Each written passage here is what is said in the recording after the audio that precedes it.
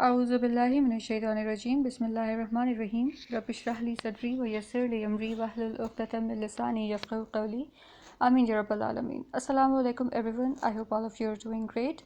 And I also hope that by now you guys must be the Muzaf experts because we have done loads of examples, we have done various forms of Muzaf, Muzafale fragments, and by the variations I mean that we have done the simple complexes, alright, we have done the simple fragments, and we have also done the longer versions of these fragments, so the multiple musaf and musafila is in a single fragment. Okay, so that's what we have also alhamdulillah done. So now inshallah we are going to begin adjectives and how the adjectival fragments are formed. Alright, so without further ado, let's begin with our lesson inshallah. And of course we are going to ask for help from Allah subhanahu wa ta'ala. So Rabbi Yasir wala tu'assir wa tamim bil khairi amin ya rabbal alameen. Okay, so what happens in English? In English, we have the phrase, for example, a good book. Okay, what do you see here? You see that the book is being described or defined by the word good, and therefore we can see that the adjective comes first in English and the noun which it describes is coming after it. Okay, and one more thing that I want you to recall is that in English there are 7 parts of speech, remember, and adjective does not fall under the category of a noun in English, but in Arabic adjectives do fall under the category of noun. Okay, so that is one point that you must remember. And why am I stressing on it? The fact is that if I say that an adjective in Arabic is actually an ism, then all the rules and regulations that an ism is subjected to are also applicable on your adjective. Okay, so that's what you have to take care of, and I'm going to demonstrate it in a couple of moments inshallah. Okay, so for now just remember that in Arabic adjective falls under the category of a noun. Okay, in Arabic the adjective is called sifah, okay, and the ism is called Mausuf. The ism that is described is called a Mausuf. Okay, that's what. These are your terminologies, the only terminologies actually. Okay, now there are 4 points that I would want you to remember. First of all, its name.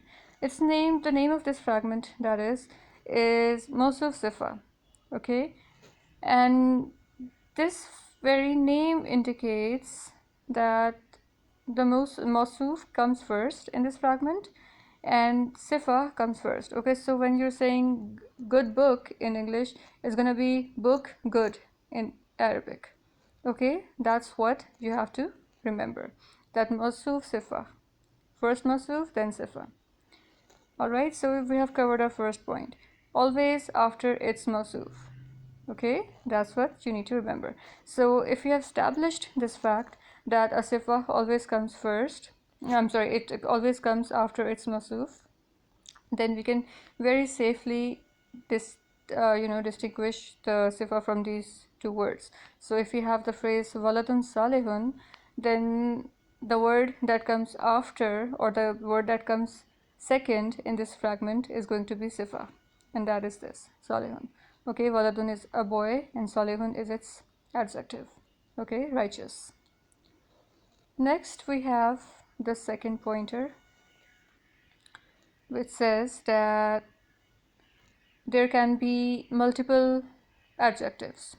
Okay, so for example, even in English we have this thing, that lovely blue dress. Okay, so there are 2 adjectives for the word dress. First one is lovely and the other one is blue. Okay, so similarly in Arabic we have instances where there's going to be more than 1 sifas for a single Mausuf. And the greatest example for you to remember this point is the phrase Bismillahir Rahmanir Rahim. Okay, and I'm going to show you how we're going to discuss this example, and I'm going to show that how ar-Rahman, ar-Rahim are actually the sifas, the two sifas of the word Allah in Bismillahir Rahmanir Rahim. Okay, so that's how you can remember these 2 points, that Mawsuf comes first because Allah, and then Rahman, and then Rahim. All right, and the second point is that there can be more than one sifas for a Mawsuf. So the word Allah is being described by two sifas, ar-Rahman, ar-Rahim in Bismillahir Rahmanir Rahim. Okay, so that's your cheat sheet for these 2 pointers. Okay, now the third point is usually together, the sifa and mawsuf are usually together, but they may be separate from each other as well. Okay, so most of the time you're going to find the mawsuf and sifa right next to each other, but they may be further apart. Okay, but there's a way to tell them apart. Okay, and this is this fact, that a sifa must always be identical to its mawsuf. If it is not identical to its mawsuf, it is not a mawsuf sifa. End of story. Okay, sifa has to be identical to its mawsuf, and identical in terms of what? In terms of the 4 characteristics of an ism. In section A, we did various categorizations of ism and how every ism has 4 properties. Okay, and what those 4 properties are? It's about i'rab. What are i'rab? I think all of you must be, aware of this now, that rafa, nasab, jar, these are the 3 i'rab. All right, and they actually there are different aspects for each of these i'rab. Okay, so I'm also doing a catch-up series on the i'rab. Okay, so if you haven't yet watched those videos regarding the i'rab, then I would really urge you to go and have a watch. Okay, so in terms of i'rab, they need to be similar. Not similar, identical. Okay, so if our mawsuf is rafa, then our sifa must be rafa. If it's nasab, then the sifa must be nasab, and so on. Okay, now the second characteristic of an ism is gender. So either it's going to be male or masculine or feminine. Okay, similarly, the third characteristic of an ism is its status. But what do I mean by the word status? I mean whether it's nakra or marfa. Okay, and recall that there are 7 ways for an ism to be marfa. Okay, and I hope that you know 3 of them by now. First one is being a proper noun, that is the name of a person or a place. Okay, so Zaid, for example. And then the second reason for an ism to be marfa is it being prefixed, or rather being attached to the prefix of al. Okay, and the third one is being a pronoun. All right, all the pronouns are marfa. And the fourth one that we did recently is that it is the muzaf of marfa muzaf ilayh. Okay, so if the muzaf ilayh is marfa, then muzaf is also marfa. Okay, so 4 conditions for an ism to be in rafa, in marfa form by now. Okay, so that's a very good progress, alhamdulillah. Now we are left with 3, and inshallah we're going to cover them really soon. Okay, so this is your status. So if your mawsuf is marfa, then the sifa has to be marfa. Okay, any reason could be possible for this, but if it is marfa, it has to be marfa by one way or the other. Okay, usually al is the one that shows us. Okay, the last ism, the last characteristic for an ism of an ism is its number. And what do I mean by number? Whether it's singular, all right, or double plural, okay, or it's jama salim, grand plural. Okay, jama salim or jama mukassir. Okay, so these were the 4 characteristics of an ism. So in terms of these 4 things, the sifa must be identical to its mawsuf, and that's the only thing that you need to remember, in addition to the other 3. All right, so let's study a couple of examples. There are only 10 examples, and inshallah this fragment would be clear to you. Okay, our first example is fathan mubinan. All right, so remember how there's an ayah, inna fatahna laka fatham mubina. All right, so it's in tajweed you actually join these two together, fataham mubinan. All right, and that doesn't have any grammatical significance. It is only for the flow of a smooth speech. That is it. Okay, so if you are studying it right now, if you're studying the grammatical thing right now, you can say fathan mubinan, because you are only you are this is only just for your learning the grammar purpose thing. Okay, so you're only, this is the purpose is only learning grammar. Okay, but when when you recite it or when you say it, you have to of course follow the tajweed rules. Okay, so it has to be fatahan mubinan, but right now we are studying grammar, so it's okay if we say fatahan mubinan. Okay, because we need to see how this is actually your adjectival موصوف صفة fragment. Okay, so what do we see here? We see that the word fatahan is nakra. How do we work that out? Because it has the tanween. All right, and we also see that it is without any without any plural suffix, so it is singular.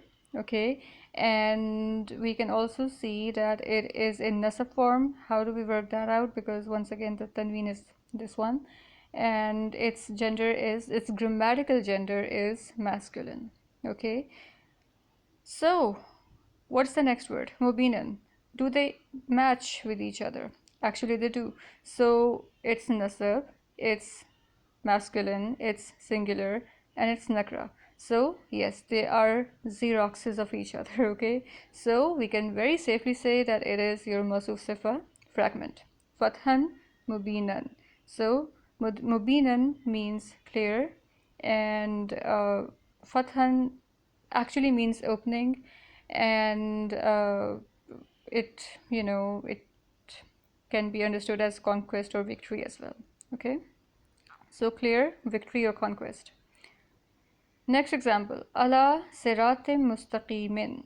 Okay, why is this word not in rafa form? Because we have harf jar right behind it, so that's the reason it's not siratum or siratun mustaqimun, but it's siratim mustaqimin. Okay, so in Surah Yasin you have this fragment in fourth ayah, I guess. Yeah. All right, so I'm not going to recite it. You better go and check it out yourself. Okay, so that you can inshallah get better at spotting these things. All right, so you have ala siratin mustaqimin, but of course in tajweed you join these two for a smoother speech. So ala siratin mustaqimin. Okay, upon an upright or straight path. Now, how do I make this fact? How do I determine if this is actually your موصوف صفة? Simply by matching their Arab, matching their number, matching their gender and grammatical gender, and then matching their status. Okay, that's what. That is why I kept saying that you need to know your section A stuff really well. Okay, so if you haven't yet watched section A, I would really urge you to go and watch those lessons inshallah. Okay, our next example is minash shaitanir rajimi. Okay, one thing, I hope that you have noticed it's minna and not min with sakun. All right, so why is that? The reason is that whenever you need to join this noon of min with the next word, all right, then this sakun gets replaced with fatha. Okay, minash shaitani. That's the reason it's minash and not min ash-shaytani. Okay, and why is that? Because you need to facilitate a smooth speech. Okay, so minash shaitani rajimi. All right, let's match the four properties. Are these okay? So are these two more marfa, or what's their status? If this is marfa, is this marfa? Yes. Why is it marfa? Because of alif lam. Why is this one marfa? Because of alif lam. All right, first ism, first property has been matched. Second one, this is jar. Is this jar? Yep. Okay, third property, third one is its number. It's singular. Is this singular? Yes. Fourth one is gender. Okay, so grammatical gender. So this is masculine. Is this masculine? Yes, it is. So yep, this is your موصوف صفة من الشيطان الرجيم, from the outcast devil. All right. Next example. قلب سليم. Qalb is heart. Salimun is peaceful. That has been granted peace. So Rafa, Rafa. Nakra, Nakra. Singular, singular.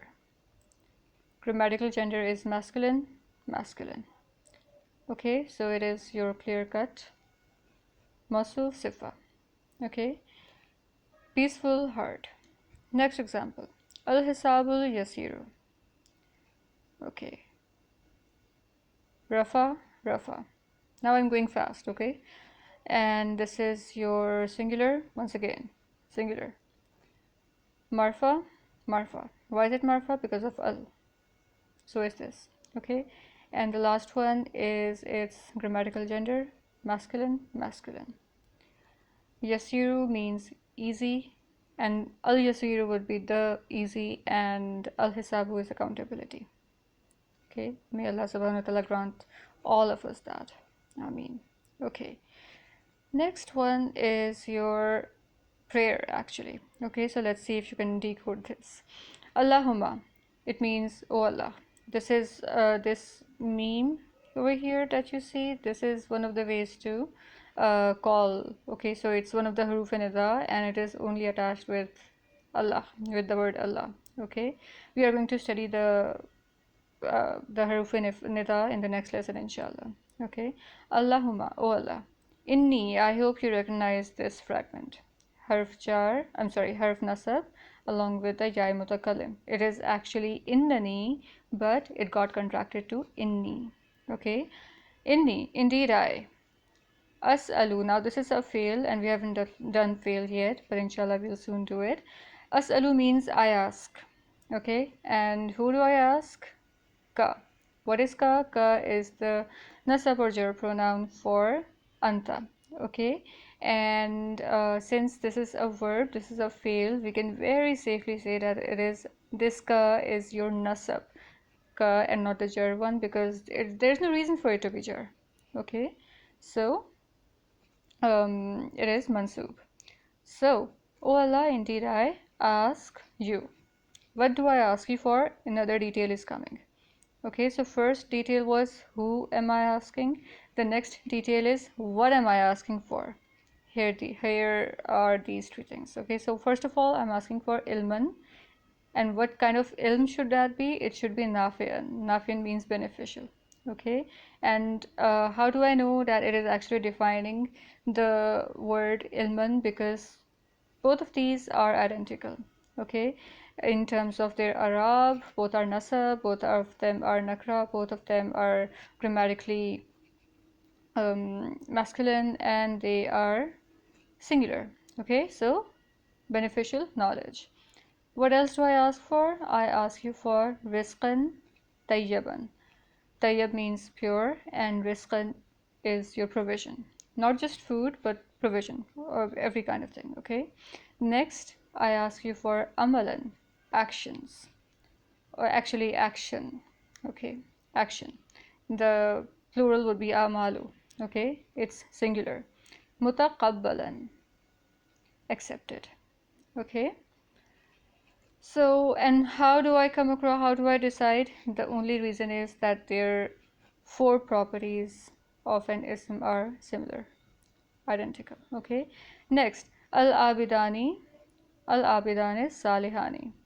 Okay, now al-abidani, if I translate it alone, it would be the two masculine worshippers. Okay, and as-salihani would translate it into the two pious, or the two pious masculines. Yeah, okay, it's a bit hard to translate it when you have to put masculine and not men. All right, why not men? Because then you would demand a word for men in the translation. Okay, that's why I really urge to write or to translate it as masculine or feminine, and not females or men or women or these kind of things. Okay, so take care of that. However, when you join these two in English, they need to be translated together. So the two pious worshippers. That's why I've written that you need to fine tune it according to the language of your choice. Okay, the two pious worshippers. Next, al-bintaini salihataini. Just to show that this taini is your suffix for musanna, feminine. All right. So the two girls, and as-salihataini. All right, the two pious feminines. Okay, join them two together and it becomes the two pious girls. And how do I know? Once again, you have to match the four properties of asma together: Arab, grammatical gender, number, status. Okay, you have to do it. Okay, all right, the last two examples. Bismillahir Rahmanir Rahim. All right, we already know Bismi. It means jar majroor fragment with or in the name. And why the name? Because the mudaf ilayh is the word Allah and it is marfa, of course. So ism also becomes marfa. So in the name of, okay, Allah. And all right, jar majroor in the name of Allah. And then this word Allah is jar. These two are also jar. This word Allah is marfa. These two are also marfa because of al. Then this word Allah is, of course, grammatically masculine. So are these two. And finally, it's wahid, singular, of course. Then these two are also wahid, ar-Rahman, ar-Rahim. Okay, and what else do we see from this example? That there can be more than one adjectives or sifa for a single mawsuf. And we can also always remember that the mawsuf always comes first, followed by its sifa, all right, or sifat. Okay, so we're done with Bismillahir Rahmanir Rahim as well.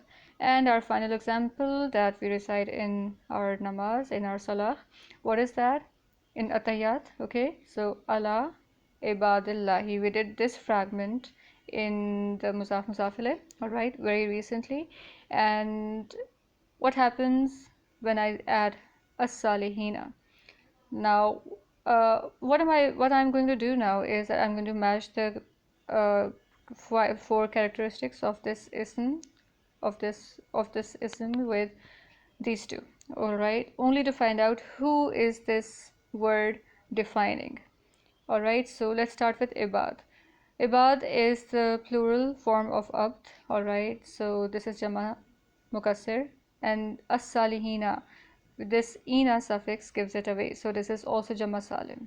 All right, so yes, their number is equal. Next, this is jar because of Allah, and this seems to be jar. All right, and there's no reason for it to be nasab right now. Next, you see that this is jar, ibadi, all right, and so is this. And then this is jama mukassir. All right, now this is masculine grammatically, and this is also masculine. Okay, now there's a very fine point defining its gender, and we're going to discuss it, rather recall it later on. Okay, right now we are just considering it as masculine. And the final one is that this is marfa because the musaf ilayh is marfa. All right, therefore ibad is also marfa. So, and this is also marfa. Okay, so yes, this is actually defining it. But for a confirmatory test, all right, we simply try and run the four properties with this word as well. Okay, let's see. So first of all, plural. Okay, so you see what's the problem here? This is wahid and this is plural, so nope, these two are not Mawsuf Sifa, and the word as-salihina is actually defining ibadi. Okay, so that's how you're going to start working these things out, inshallah. This was our final example, and I would really urge, and I would really encourage you guys to try and work these things out during your recitation. Surah al-Baqarah has so many adjectival fragments, you'll be surprised, really. Okay, so if possible, just recite or read 1 or 2 ayahs daily and try to pick these fragments up, because now a lot of fragments, a lot of words from the Musaf are going to start popping up for you.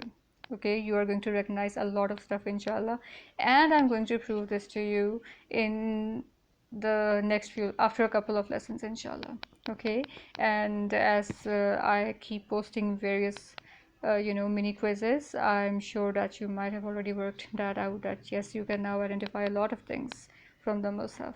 All right, so keep your journey on, keep all your enthusiasm on, all right, and keep up with it, and keep up with all of your practices, and know your section A stuff really well, guys. It's really important, as I'm sure you can see now. Okay, so with that, I'm going to take your leave and practice these fragments well.